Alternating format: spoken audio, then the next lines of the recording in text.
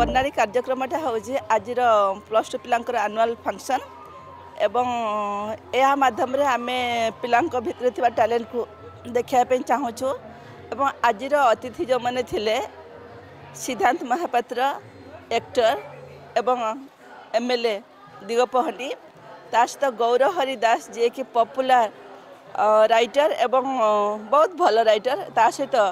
आमर कंठशिल्पी शैलभा महापात्र एमाने आम पिला मानकु उद्बोधन देले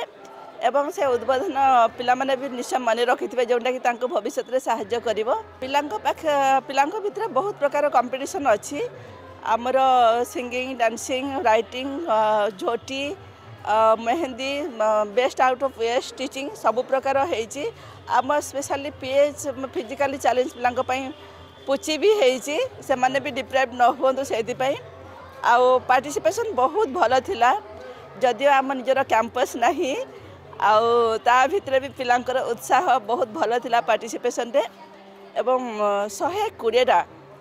इवेंट पार्टिसिपेट करथिले एवं 120टा इवेंट रो पिला को आज प्राइज भी दिया हैला। पूर्व पिला माने जो माने भल अचीव करथिले science arts commerce second year रे से मान को डाकी भी उत्साहित कराइला से मान को प्राइज दियाला। जदि आपंक आम भिडी भल लगा तेब आम चैनल को लाइक शेयर और सब्सक्राइब करने को जमा भी भूलु नहीं।